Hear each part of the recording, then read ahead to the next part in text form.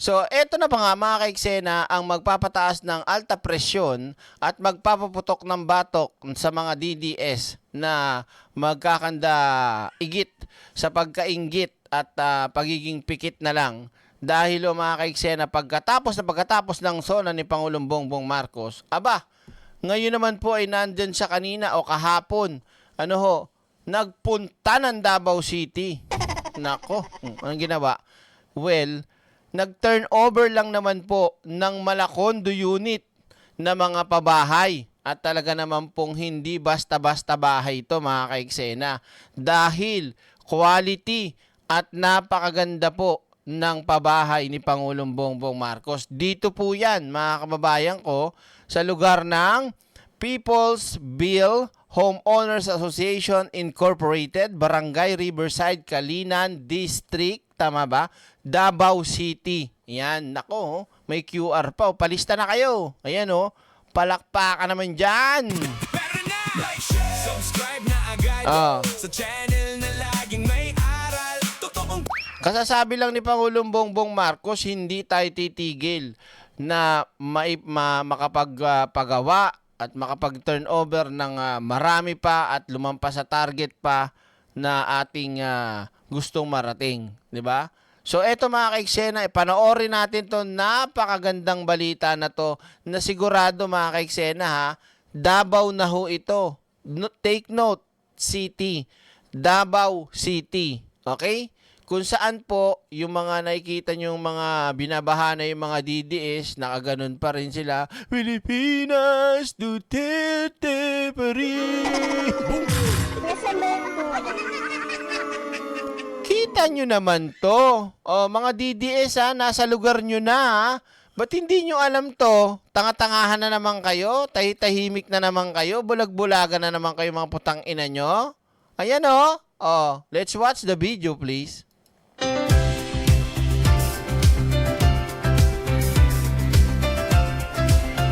Tignan nyo naman! Alam nyo kung itataas pa to, yung mga halimbawa mga hanggang 28th floor, 30 floor, ganyan, para ng Korea style mga kababayan ko. Hindi, pero hindi, yung sa Korea maabot na mga 12, ganyan, o mga 15, may mga ganon. Mga matataas talaga. Pero ito mga kaiksena, ilang floor ba yan? 1, 2, 3, 4, 5. Tingnan nyo, ang ganda Di ba? Hindi basta-basta ang disenyo at quality. At nakakita nyo naman sa taas, mga kababayan ko. Meron talagang source ng tubig, Tapos, feeling ko magkakasolar pa yan. Baka may solar pa nga yan,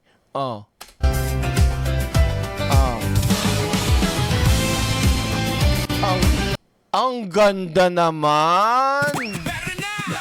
Subscribe na agad sa channel. Mr. President, baka naman pwede mag-apply ako dyan. Ay, Davao City pala to. Dito na lang ako. Mahirap na. Nandiyan ang mga mamamatay tao. 'Di ba? Andiyan ang mga kriminal nandiyan. Kita nyo naman ang ganda Ano yung mga pinto na maliit na nasa baba? Para sa mga aso ba yan? Ano yan? Ba't may mga ganon?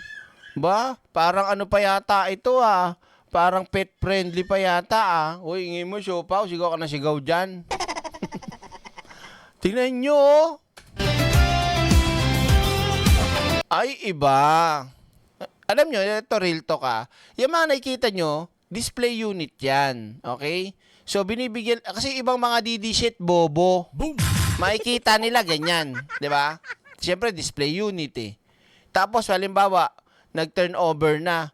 Tapos may magpo-post ng mga, hindi maiiwasan mga kababayan natin na nabigyan ng pabahay. Tapos, walang ganyang itsura, as in plain. Natural. Diba? Yung lilipat dyan, ang magpupuno ng gamit, pati ba naman gamit, sagot pa? Sobra naman yan. 'Di ba? So, pinapakita lang dito na kahit ganito kasimple lang ang iyong mga gamit sa bahay, mamahalin at sosyalin ang dating mo. 'Di ba? Paano pa kung meron kang kayahan bumili ng mas magandang muebles, 'di ba? appliances, eh di mas bongga. Eh kaso nga, bobo yung mga DDS. Kapag may nag-post na walang laman, sasabihin, ninakaw daw yun. Sasabihin, budol daw. Wala daw mga gamit sa loob. Tanga! Di ba? Mga DDS talaga tanga eh. Pati pa naman yung mga display unit, model unit. Di ba? Correct. Kaya nga may ganyan para may idea sila kung paano ang style, setup na gusto nila. 'Di ba? O pang ilang tao. Kung gusto nila, yung washing machine nandiyan sa pintuan. 'Di ba? Oh, tuloy natin ang ganda eh. Oh. Oh, kita nyo naman, 'di ba? Oh. Ang proyekto na ito is Uy! Ito gusto ko mga kaiksena, yung pag nasa labas ka ng unit mo, yung may ganyan, may mga grass na ganyan na pwede kang maupo, tapos tatawagin mo yung kapitbahay mo, chismisan kayo hanggang maghapon. Ayan o, ang ganda o. Diba? Yan ang gusto ko, may mga halahalaman. sa part of the pambansang pabahay para sa Pilipino program ng ating mahal na Pangulo. Oh, narinig nyo ha? Programa ho ng presidente. Sabihin na wala daw programa, wala daw ginawa, wala daw pinatayo. Kita nyo, di ba? Tahimik lang yung presidente. Kami nga, hindi nga namin alam na meron pala sa Davao na ginagawa eh. Hindi lang naman ginawa to kanina lang eh. Siyempre, matagal ng taon na yan na ginagawa pero walang nakakaalam eh. Kung hindi ko alam talaga to, ngayon ko lang nalaman. So, hindi nila pinagyayabang to. Wala silang pinopost na, eto, meron dito. Wala. Talagang ginulat tayo, no? Davao pa mismo, ginawa ng ganyan ni Pangulong Bongbong Marcos. Sara, ano name? Yung tatay yung karton may ganite. yung kapatid mong bakla, merong ganite. Walay. Oh, so pag inggit, pikit. Di ba, Tay? We started developing this in 2023. Oh, 2023. 'Di ba? Halos 3 years din. Ang ganda naman. Talaga ang aliwalas, pwede kang magkaroon ng parking, 'di ba? Ayun oh, malawak ang kalsada. Kung ako natira diyan, kukunin ko kagad na peso yung nasa may kanto. Bakit direct? Tatayo ko ng tindahan. Siyempre dapat business-minded ka. Oh.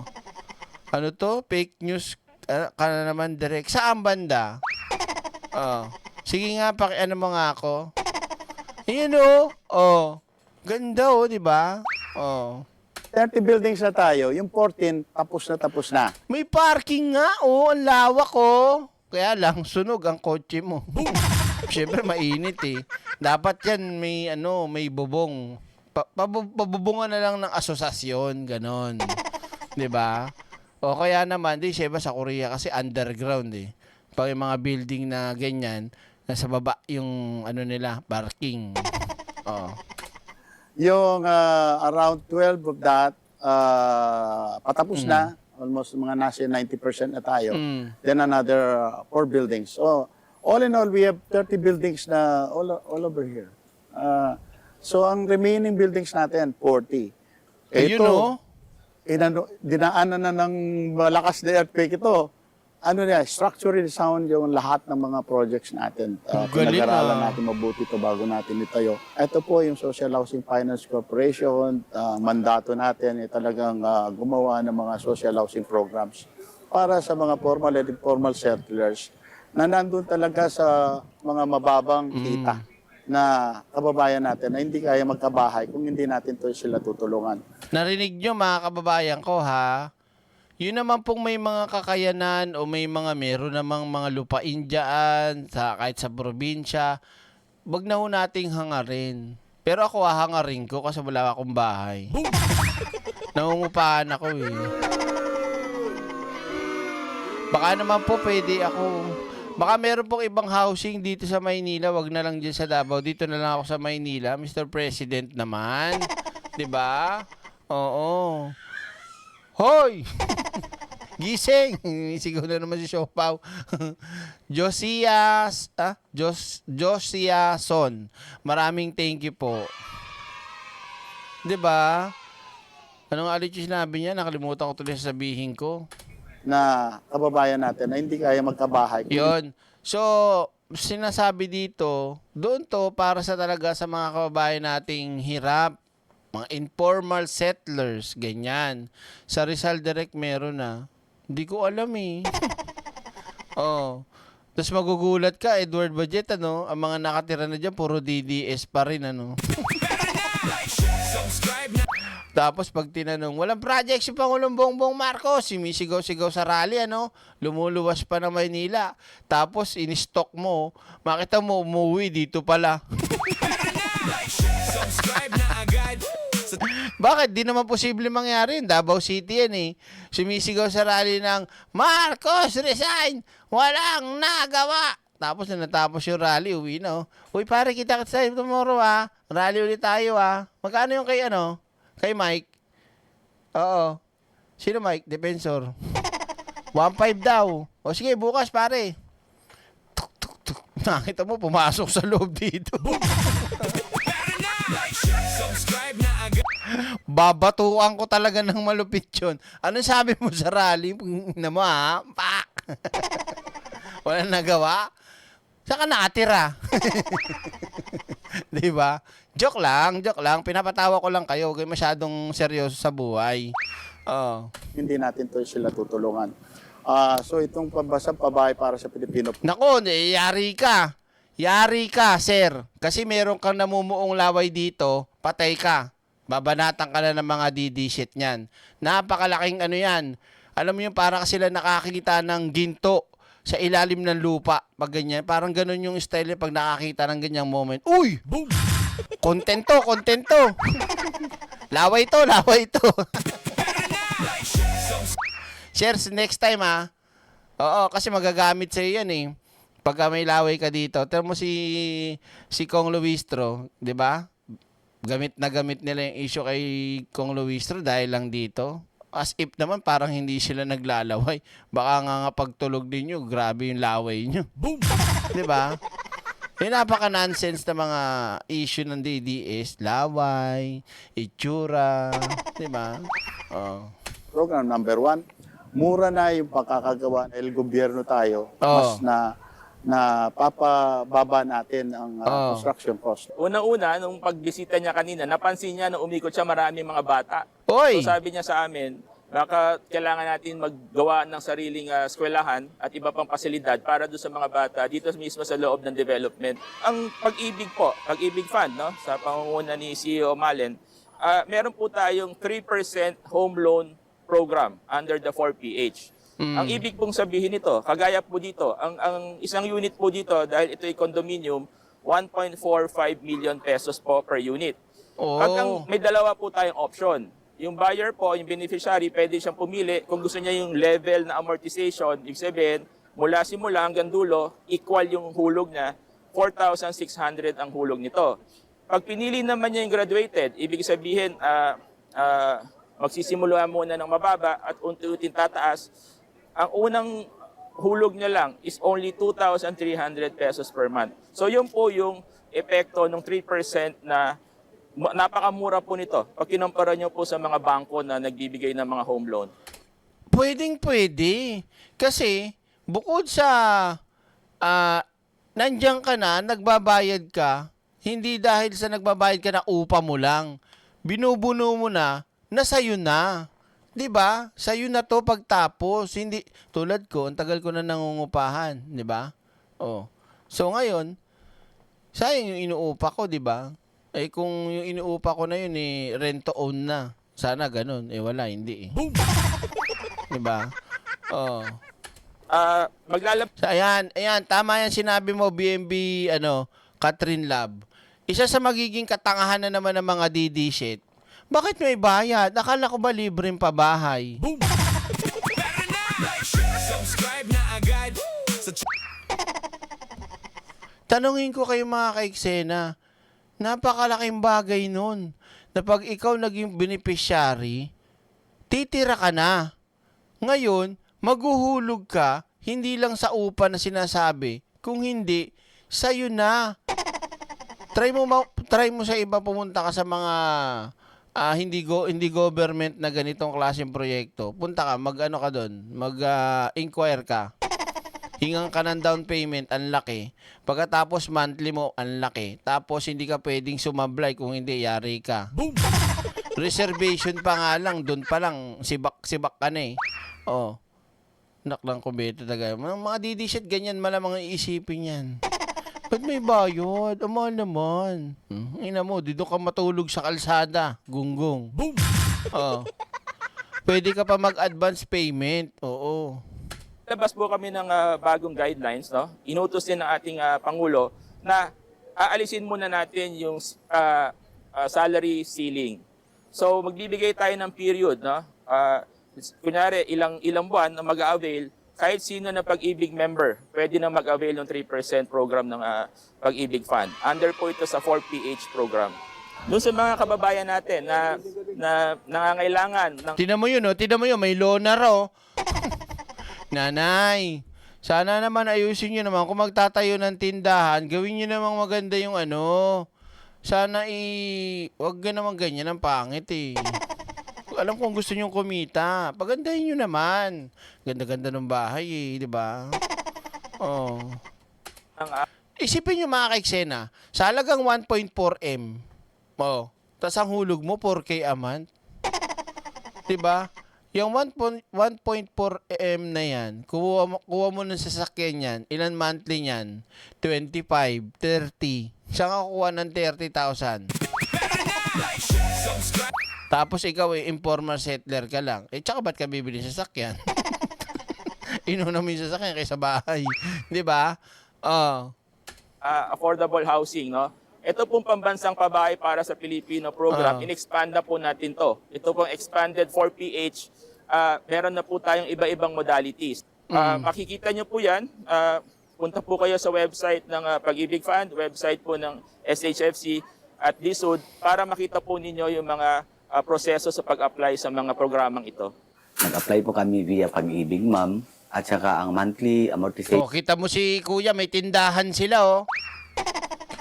Negosyo ba? Oh, maganya, magatinda, mag-soft drinks ka, magtinda ka, mag-sitserya, magtinda ka ng mga paninda, mga kindi-kindi, at saka, pwede rin magtinda ka ng mga gin bilog, at mga impi.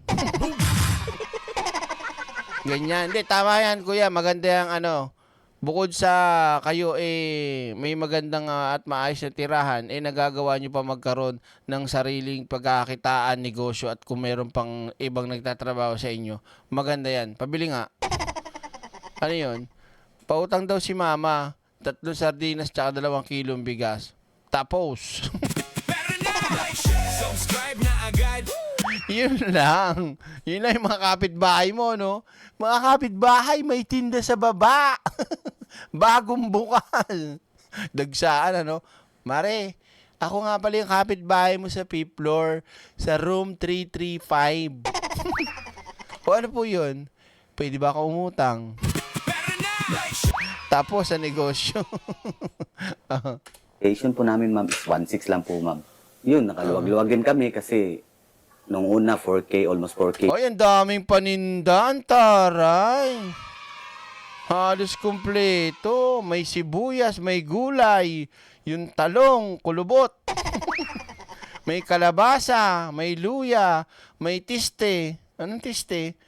Tiste ba? Yung maglagay ka ng palaman ba? Ayun o, may tiste o. Oh. Tapos lagyan mo ng peanut butter. Ba? Ayan o, paborito ko to. Ano yan, Derek? Anong basa dito? Kita ba? Tama ba basa ko? Ang basa ko nung bata pa ako dyan, tatus. Yung pala, ang basa pala dyan, tahus. Subscribe na agad sa channel na laging may aral. Hindi, literal mga kaiksena. Nung bata ako, ang alam kong tawag sa chichirya na katabi nitong pillows, tatus. 'Di ba? Correct me if I'm wrong. Batang 90, sumagot kayo diyan. Sampaling ko kayo. Tahus pala 'yan. Ngayon ko lang nalaman. 'Di ba? Pag ako nagkaroon ng ganyan, sigurado, yung tindahan ko maraming laman. Lalagyan ko rin ng mga makeup. Oo, lagyan natin ng makeup, ganyan. Tapos doon ako sa tindahan magla-live para pagka may bumili, magagalit ako. Ano yan? Yung monthly rent namin sa Boulevard, ma'am. Tapos ngayon, 1.6 na lang. Malaking tulong din sa amin, ma'am, kasi wala po kaming bahay. Ngayon, meron na. Ma'am, thankful po ako, ma'am, na naka-avail po kami sa palibre. Hindi, huwag kayong maging thankful. Walang kwenta yung presidente. Baba nga ng ratings eh. Di ba? Oh. Libreng pabahay, parang libreng pabahay po ni Pangulong Bongbong Marcos, ma'am. Yung asawa ko pa isang seafarer. Talagang nagustuhan niya po na kasi first kasi wala po siya. Ay naghanap po talaga siya ng yung housing na madaling lipatan, malapit sa school, yung malapit sa market. Nag po kami nag-process ng mga documents. Tapos nagitan na lang po kami ng a year bago po na turn over tong bahay sa amin. Galing. Malakas naman po ang water at hindi naman po nag-run out dito. Okay lang po talaga siya. Mga bata Binabaha po ba dyan? Saan lang? Doon, sa lugar nila Basti. Oh. Kapaglaro naman po sa labas, safe po sila. Malaking tulong to sa amin. Papasalamat po talaga kami, ma'am, sa project na ito ng ating sa social housing at sa ating Pangulo po, ma'am. Naku. Parang gumagawa po lalo si Pangulong Bongbong Marcos, ha? Oh.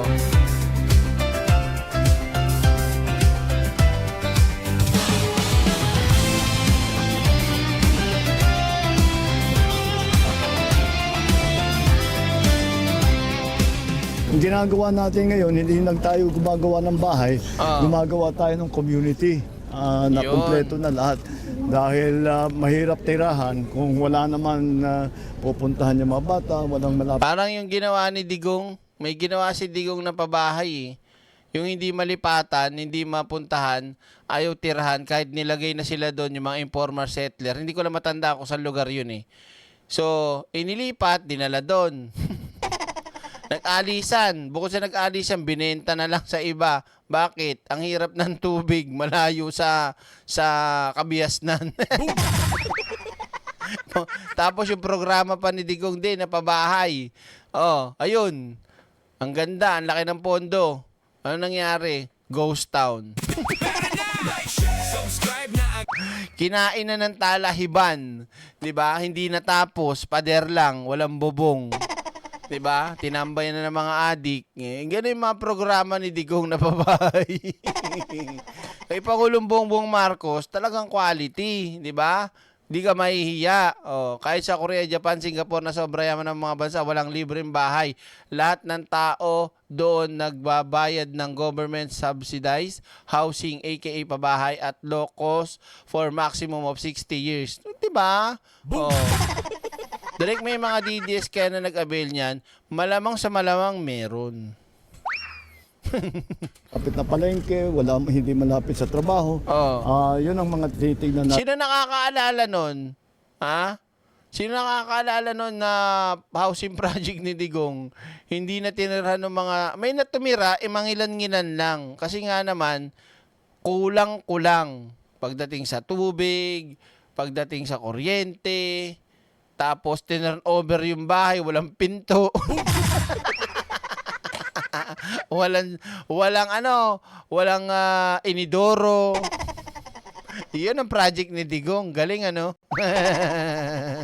Kinakain ng damo, yung buong bahay. Pag turnover sa'yo, ikaw na maglinis.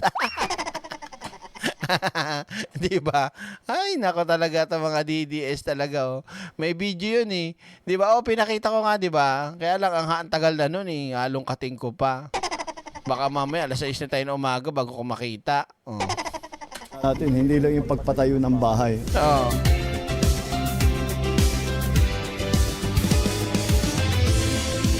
Yun, no?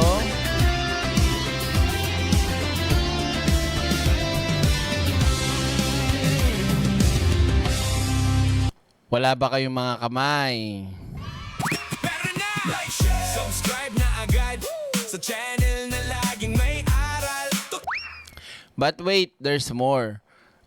Ito pa mga ka-eksena, ito naman, papakita ko sa inyo yung full media statement ni Pangulong Bongbong Marcos. Kasi yung kanina, yung sinundan, maiksi lang. Ito buo, para mas maganda yung mensahe ng Pangulo. Ito statement niya.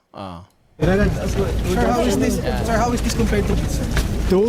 Bliss, your mother's Bliss. Well, it's bigger and higher compared kasi syempre we are progressing now at hindi na tayo kasi dati it was house and lot talagang pinag-uusapan except sa cities na ginagawang mid-rise. Dati 5 stories. So ito ganun din 1, 2, 3, 4, 5 pero mas malaki yung building. Maraming salamat, Jasmine M. Official. Thank you po. At hindi ganito karami sa isang development. So we're looking just to see. Hindi pa tapos to.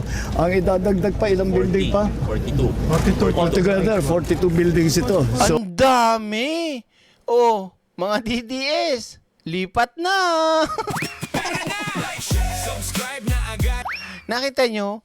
42 buildings pa diyan sa lugar na yan. 42 buildings plus kada story o kada building 5 palapag. Hindi lang natin alam kung ilang rooms o unit, 'di ba? Kasi pahaba eh. Hindi natin pero ang dami pa nun mga ka-eksena. Kaya yung mga binabaha dyan sa Davao City, Pilipinas, unti-unti pa rin. so Ano pa kaya silbi nung pabahay ni Digong? Walang-wala. Ang Diyos ko naman. Yan ang tatak Marcos, mga kababayan ko. 'Di ba? Nakakaloka Ano to? You can avail this. Wow. Covered to ng pag-ibig. Oo, pwede. Kanina nga yung isang OFW, ganoon ang ginawa eh. 7,000 plus ang unit na maitatayo pagka natapos na lahat ito. Biruin mo 7,000 families ang madadagdag dyan. Ng kubeta talaga Tinitignan ng planning ng mga nagpaplano kung maglalagay pa ng eskwela, baka pwede na lahat ng pinuntahan namin may bata eh. So baka kailangan ng eskwela, pero basta kasi ang ginagawa natin ngayon, hindi lang tayo gumagawa ng bahay, gumagawa tayo ng community. Yun. Na kumpleto na lahat dahil mahirap tirahan kung wala naman pupuntahan yung mga bata, walang malapit na palengke, hindi malapit sa trabaho. Yun ang mga titignan natin, hindi lang yung pagpatayo ng bahay. But we'll be continuing siguro. Lahat ito, yung buo nito matatapos by end next year. Di ba? Sakali, baka sakali. Matatapos natin yan. By the end of next year, lahat ng 42 na buildings. Grabe naman. At isa pang bagay, nandito si Sec Vince Dizon, magpapaiwan siya rito, pupuntahan niya lahat ng Units. lahat ng nabaha din sa Magagalit na naman sa inyo niyan, Mr. President, yung mga DDS kasi binanggit nyo yung baha. Lalong-lalo na itong putang ina si Bongo. Sasabihin na naman ni Bongo, wag politikahin yung nabaha. 'Di ba? Samantalang narinig naman natin para inspeksyonin at kung ano yung pwedeng maging assessment at tulong ni Sec Vince at pupuntahan niya yung mga nabaha. Kesa naman yung putang inang bading nilang mayor dyan na nakipag-inuman pa sa dahig bago umuwi, 'di ba? Habang binabaha yung kanilang mga kababayan, andoon bumubuking sa dahig. Tapos ito namang isa, yung vice president nilang hangal, andun nagpapalamig ng pepe sa dahig din. Sipin nyo yan mga kababayan nila sa Davao binabaha pero sila nasaan? Nandoon sa ibang bansa, pasarap buhay. Di ba ka, Rudy? Tuloy, Mr. President, ano nga ulit po gagawin nyo at inuutos kay Sec Vince? si Sec Vince Dizon, magpapaiwan siya rito, pupuntahan niya lahat ng nabaha din the southern portion dahil ang problema Meron palang master plan yun na 2023. For whatever reason, hindi ginawa. Ano ka ngayon? Ano ka ngayon? Putang ina mo pulong, ha? Pulonggis ka talagang hindot ka, oh. Mismo galing na kay Pangulo at syempre knowledgeable by Sec Vince yan, DPWH. 2023, may master plan pala, pero hindi ginawa. Kaya pala binabaha ang Davao. Putang ina nyo, mga DD shit kayo. Pilipinas, Duterte pa rin. Dawanan, nanay na mo.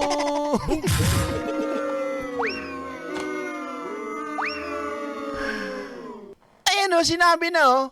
Ay di malamang, may intel yan eh, di ba? Kaya pala daw eh. Mr. President, pakiulit nga, mga bingito, mga DD shit talaga. Nagbibingi-bingihan talaga yung pagkaganyan ng mga naririnig nila, lalo na to si Bongo.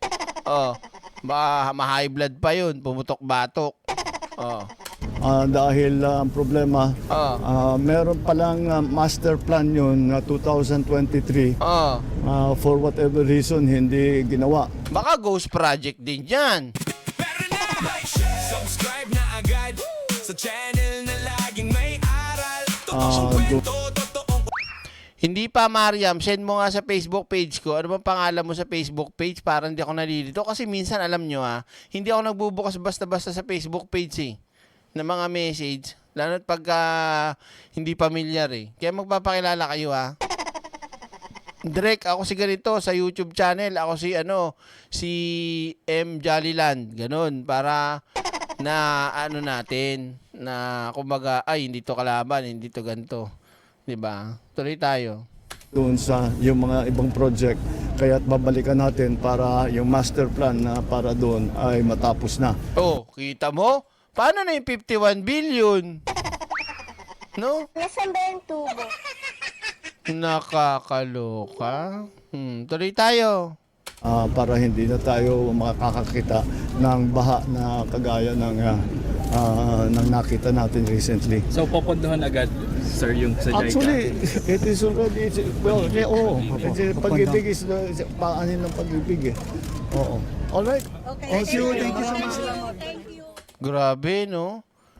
Kaya talaga mga kababayan ko, nakakaawa yung mga kababayan nating mga DDS na naging naging tawag dito, naging mga tanga na, naging mga bobo na, 'di ba?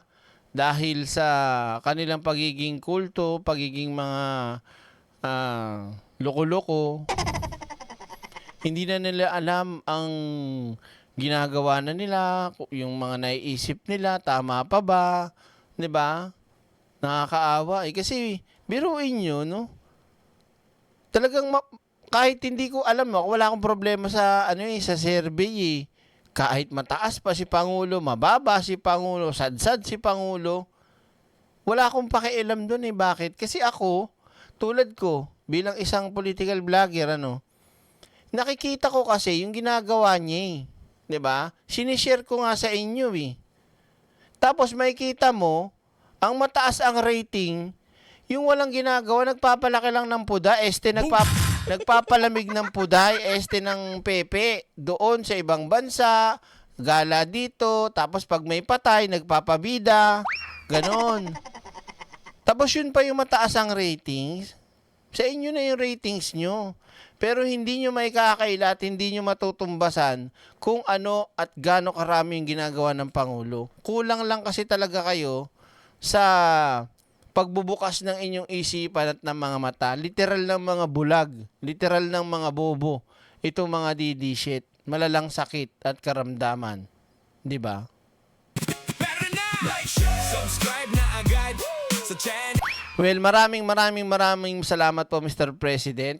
Talagang sobrang saludo po at maraming salamat kasi ako wala akong problema kahit Davao City pa yung pinuntahan nyo at binigyan nyo ng ganyang klaseng programa, proyekto dahil sinabi nyo noon pa wala kayong kulay na tinitignan.